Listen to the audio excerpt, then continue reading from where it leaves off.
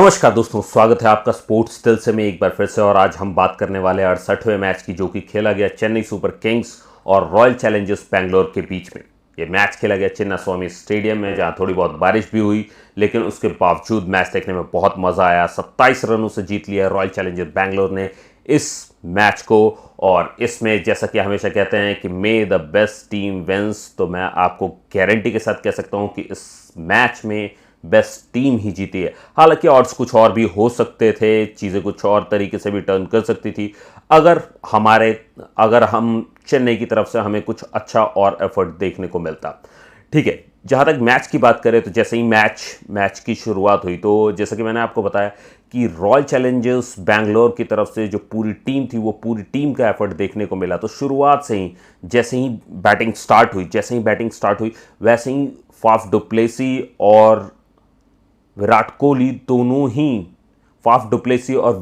दोनों ने ही अपनी तरफ से रन बनाना चालू कर दिया। हालांकि बॉल मूव ज़रूर हो रही थी, स्पिनर्स को मदद बहुत मिल रही थी उस पिच से, लेकिन उसके बाद स्टार्टिंग का जो फर्स्ट ओवर था उसमें तो बल्कि कुछ रन भी नहीं थे खास। तो बहुत स्लो रन रेट से पहला ओवर गया, लेकिन वही बारिश शुरू होने के पहले तक 3 ओवर के अंत में 31 रन का स्कोर तैयार था विराट कोहली और फाफ डुप्लेसी के साथ, वो भी बगैर किसी विकेट के। तो आप समझ सकते हैं कि किस तरीके से क्या सिंसियरिटी रही होगी, या कितनी कॉन्शियसनेस के साथ खेल रहे थे ये लोग, क्योंकि इन्हें क्वालिफाई करना ही था प्लेऑफ्स में। और जैसे कहते हैं ना कि देयर इज़ नो टुमारो, जैसे कहते हैं कि बस जैसे जान पे बात आ गई हो, उस तरीके से लेकर के खेला गया है रॉयल चैलेंजर्स बैंगलोर की तरफ से ये मैच। तो उस तरीके से खेला है इसको विराट कोहली ने। और पूरे मैच में अगर आप देखो तो विराट कोहली की इंटेंसिटी देखने लायक थी। चारों तरफ से वो गेम में इन्वॉल्व थे पूरी तरीके से, चाहे वो कोई डिसीजन हो, या दर्शकों के साथ इंटरेक्शन हो, या प्लेयर्स के साथ इंटरेक्शन हो, बॉलर्स के साथ इंटरेक्शन हो, मैच के ब्रेक में जहां टीम मीटिंग हो वहां। तो मैं जैसे कि हमेशा कहता हूं, जैसे अभी कई टीमों में चल रहा है और चेन्नई में भी ये चल रहा है कि एक प्रॉक्सी कैप्टन है और एक रियल कैप्टन है। तो रियल कैप्टन तो अभी भी रॉयल चैलेंजर्स बैंगलोर का विराट कोहली ही है। तो एक नज़र डाल लेते हैं स्कोर बोर्ड पे भी। तो स्कोर बोर्ड की अगर स्कोर बोर्ड की बात करें तो 29 बॉल में 47 रन बनाए विराट कोहली ने, 39 बॉल पे 54 रन बनाए फाफ डुप्लेसी ने, जो कि अपनी तरफ से ये दोनों सबसे बड़े कंट्रीब्यूशन थे टीम में।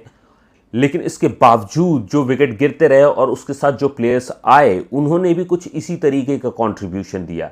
जैसे कि 23 बॉल में 41 रन बनाए रजत पाटीदार ने, 17 बॉल में 38 रन बनाए ग्रीन ने। सबसे छोटा भी अगर आप स्ट्राइक रेट कहें तो 130 के करीब था, जो कि फाफ डुप्लेसी का था, लेकिन उन्होंने बहुत बड़ा रन जोड़ा, 54 रनों का योगदान दिया है उन्होंने, जो कि टीम के लिए ज़रूरी था। जिस तरीके की मूवमेंट थी पिच में, एक किसी को तो टिक के खेलना था, तो वो काम किया फाफ डुप्लेसी ने। और आप कह सकते हो कि उन्होंने एक कैप्टन्स वाली पारी खेली है। तो और बाकी सब लोगों ने जिस तरीके से स्ट्राइक रेट को मेंटेन रख करके कंट्रीब्यूट किया है, टीम का स्कोर हो गया था 218। और उसे चेज करने के लिए जब चेन्नई की टीम उतरी तो वो 191 ही बना पाए, जिसमें आप सभी का कंट्रीब्यूशन जोड़ सकते हो। हालांकि काफ़ी टाइम बाद जो टीम में जिनका परफॉर्मेंस कुछ दिखा वो थे सचिन रविंद्र, जिन्होंने काफ़ी अच्छी इनिंग्स बिल्ड कर रहे थे, लेकिन एक छोटी सी हवड़ दवड़ में उन्होंने रन आउट होकर के अपना विकेट खो दिया। नहीं तो हो सकता था कि वो गेम को पलट सकते थे, लेकिन जस्ट थोड़ी बहुत जल्दबाजी और उनका विकेट चला गया। तो रनिंग में कॉलिंग की क्या इंपॉर्टेंस है, अगर आप ये इंसिडेंट देखोगे इस मैच का, तो आप भी समझ सकते हो कि जहां पर ना प्रॉपर कॉल हुई और ना सचिन भाग पाए ठीक से, तो वो कहीं पहुंचे नहीं और वो रन आउट हो गया, और जिसका बहुत बड़ा नुकसान चेन्नई की टीम को हुआ है। इसके बारे में भी अभी और बात करेंगे, लेकिन उससे पहले एक नज़र डाल लेते हैं जो चेन्नई की तरफ से सबसे बड़े योगदान थे उन पे भी। तो चेन्नई की तरफ से जो सबसे बड़े योगदान थे उसमें था 37 बॉल में 61 रन बनाए थे सचिन रविंद्र ने, 22 बॉल में 33 रन बनाए थे अजिंक्य रहाणे ने, और 22 बॉल में ही 42 रन बनाए थे नॉट आउट रविंद्र जडेजा ने। और उसके अलावा जो सबसे बड़ा योगदान था वो 13 बॉल में 25 रनों का था महेंद्र सिंह धोनी का, जिसमें उन्होंने एक 110 मीटर का छक्का मारा, क्योंकि टीम को ज़रूरत ही छक्कों की थी। और उस तरीके से जब उन्होंने हिटिंग करना स्टार्ट की तो एक छक्का तो बहुत लंबा गया, दूसरा जो है वो बाउंड्री से कुछ यार्ड्स पहले ही कैच आउट हो गए वो। बट जो कहते हैं ना कि एक जुझारूपन, वो जिस तरीके का धोनी में दिखता है वो किसी में दिखता ही नहीं है। अगर चेन्नई की पूरी टीम की बात करें तो इन कुछ परफॉर्मेंसेस के अलावा पूरी टीम का जो आप कह सकते हो कि एक तरीके से जो जो लड़ने की ताकत होती है, जो चेस करने के लिए आपको चाहिए, जो मेंटालिटी चाहिए, जो स्ट्रांग मेंटालिटी चाहिए, वो चीज़ मिसिंग लगी। कुल मिलाकर के सचिन ट्राई कर रहे थे अपनी साइड से, लेकिन रनिंग में उन्होंने भी वो गलती कर दी। तो इससे एक डाउट क्रिएट होता है कि क्या वो उतने बड़े मैच के प्लेयर हैं जिस तरीके से हम उन्हें देख रहे थे। अगर हम आरसीबी की बात करें तो आरसीबी की तरफ से अगर आप इस मैच में देखोगे तो ऑल ओवर विराट कोहली का हो, फाफ डुप्लेसी का, फाफ डुप्लेसी ने एक बहुत बढ़िया कैच पकड़ा था सैंडनर का, और वो तो बहुत अमेजिंग था। मतलब अगर आप देखो तो वो पूरी तरीके से हवा में थे और एक हाथ से उन्होंने वो कैच पकड़ा था। तो वो जज करना उस कैच को उस तरीके से और उस तरीके से पकड़ना, बहुत ही शानदार कैच था वो। तो देख करके उसमें बहुत मज़ा है। वो ये देख करके कि इस उम्र में भी फाफ इस तरीके की फील्डिंग कर सकते हैं, सच में ये क्वेश्चन उठा देता है उन यंगस्टर्स पे जो बचते हैं फील्डिंग में या जिनके हाथ से कैच छूट रही होती है, जिस तरीके से बॉल चिपकी है फाफ के हाथों में। तो अब अगर इसके अलावा हम बात करें तो कुछ चीज़ें जो इस मैच के बारे में हम बात करना चाहेंगे कि पहली बात तो कि मुझे बहुत खुशी है इस बात की कि रॉयल चैलेंजर्स बैंगलोर जो एक डिजर्विंग टीम थी वो प्लेऑफ्स में गई है, ना कि चेन्नई।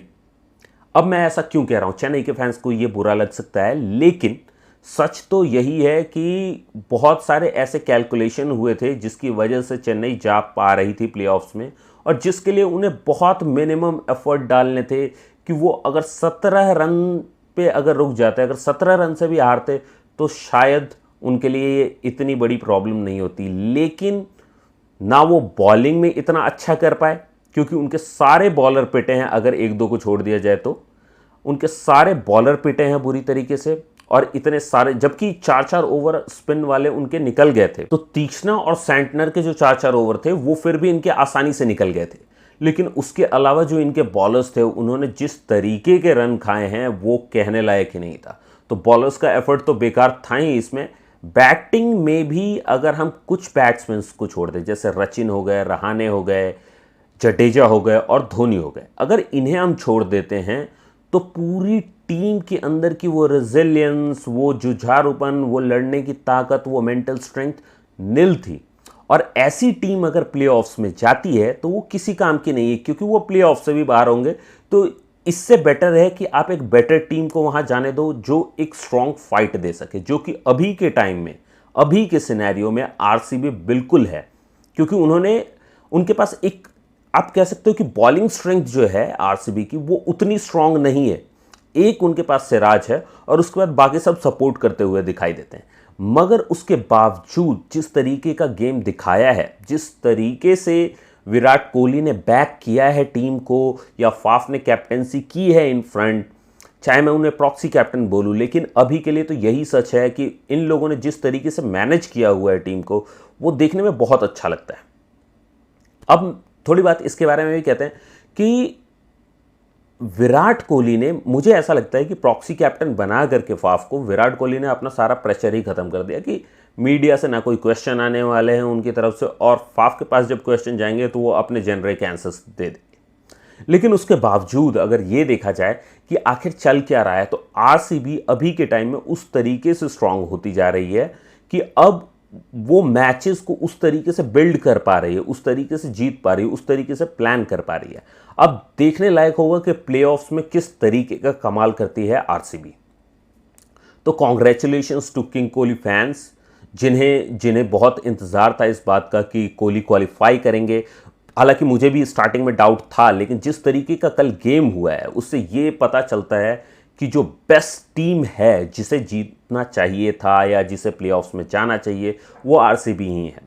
दूसरी तरफ अगर हम चेन्नई की बात करें तो चेन्नई पूरी तरीके से अगर देखा जाए तो डिपेंडेंट थी चीज़ों पे कि कोई हार जाएगा तो जाएंगे, या ये कम मार्जिन से हारेंगे तो जाएंगे। तो एक ऐसी टीम, एक डिजर्विंग टीम की ही जगह ले सकती थी। हालांकि बुरा ज़रूर लग रहा है मुझे धोनी के लिए मुझे काफ़ी बुरा लग रहा है, लेकिन फिर भी ये बात कहनी ज़रूरी है। साथ ही मैं ये कहूँगा कि कब तक, आखिर चेन्नई कब तक धोनी के पीठ पे सवार रहेगा? कब तक एक प्लेयर जो कुछ कर सकता है आप उसके पीछे पड़े रहोगे? क्या आपको और स्ट्रेंथ की ज़रूरत नहीं है क्या? क्योंकि इनके पास कोई भी ऐसा प्लेयर नहीं है जो ऐसे टाइम पर, कोई मैच विनर नहीं है एक्चुअली इनके पास। अब अगर हम बात करें शिवम दुबे की, तो शिवम दुबे जब से उनका सिलेक्शन हुआ है, जिस तरीके की बैटिंग वो कर रहे हैं, अगर वो ऐसी बैटिंग करने वाले हैं तो जाहिर सी बात है कि वो धोनी को भी शर्मिंदा करेंगे और अपने सेलेक्टर्स को भी शर्मिंदा करेंगे। तो इट्स बेटर कि आप पता नहीं कैसे जागोगे, लेकिन ऑलरेडी आप अपनी टीम को बाहर करवा चुके हो आईपीएल से। ठीक है, मैं आईपीएल को कोई छोटी मोटी चीज़ नहीं मानता हूँ। वर्ल्ड कप जाहिर सी बात है, अगर हम कंट्री लेवल पे देखें तो वर्ल्ड कप एक बड़ी चीज़ है, लेकिन आईपीएल भी कोई छोटी मोटी चीज़ नहीं है। तो वर्ल्ड में इसका क्रिकेट लीग में ये टॉप पे है और इसमें आप अपना स्ट्रेंथ नहीं दिखा पा रहे हो। ये सभी के लिए है, इंडियन प्लेयर्स के लिए भी है, फॉरेन प्लेयर्स के लिए भी है कि वो यहाँ पर अपना स्ट्रेंथ नहीं दिखा पा रहे हैं। वो सोच रहे हैं कि वो वहाँ दिखाएंगे, but this is cricket, you never know कि वहाँ जा कर के आपके समझ में नहीं आए या पिच ऐसी हुई या बॉल ज़्यादा वॉबल करने लगी, तो कुछ भी हो सकता है वहाँ पर। तो जहाँ आप स्ट्रेंथ दिखा सकते हो वहाँ दिखाओ। क्रिकेट खेलने आए हो तो उसे पूरी तरीके से एंजॉय करो। अगर आप नहीं कर सकते हो तो सच में फिर ये दूसरे जॉब्स की तरह हो जाएगा आपके लिए, जिसमें आप फ्रस्ट्रेट हुआ करोगे। तो ये मैसेज तो मेरा शिवम दुबे के लिए भी था और फॉरेन प्लेयर्स के लिए भी था। उसके अलावा अगर बात करें तो जिस तरीके से सैंटनर खेले हैं, हम उन्हें अच्छे ऑलराउंडर्स में मानते थे, और जिस तरीके का शॉट उन्होंने खेला है, जो कि पूरी तरीके से क्लियर ना करके बहुत हल्का सा उठाया, चिप किया उन्होंने एक तरीके से, और वो कैच थोड़ी टफ हो गई थी क्योंकि थोड़ी सी ऊंची चली गई थी, लेकिन उसे बड़ी ही आसानी से पकड़ लिया फाफ ने एक अच्छे एफर्ट के साथ। तो देख करके फाफ की तरफ से तो मुझे अच्छा लगा, लेकिन बुरा ये लगता है कि सैंटनर जैसा प्लेयर जो खेल सकता है वो क्यों अपने शॉट्स रोक के रखता है। वहीं दूसरी तरफ अगर हम बात करें रहाणे की, तो रहाणे एक क्लासिक प्लेयर हैं। उनका जिस तरीके से विकेट गया है, पहले तो वो एज एंकर जो कर रहे थे वो मुझे बहुत अच्छा लगा और मैं उसके लिए उन्हें अप्रिशिएट भी करता हूँ, मगर रहाणे का इस तरीके से विकेट थ्रो करना, या ऋतुराज का विकेट जिस तरीके से चला गया, या फिर डैरल मिचेल नहीं चले, तो इनके बारे में अगर कहें, ये लोग चाहते तो अपनी इनिंग्स बिल्ड कर सकते थे, बट क्या इनकी मजबूरी है कि इस तरीके से विकेट उन्होंने इतने इंपॉर्टेंट मैच में थ्रो किया। ये सेम वही वाला एग्जांपल है कि आपके पहले आरसीबी वहां खेल के गई है और उन्होंने दिखाया कि विकेट को बचाते हुए कैसे उन्होंने खेला है, और उसके बावजूद आप वो नहीं कर पा रहे, जबकि आपके पास हिटर्स भी हैं। अब अगर मैं शिवम दुबे की बात करूं तो मुझे तो लगता ही नहीं है कि उन्हें अब बॉल दिख भी रही है।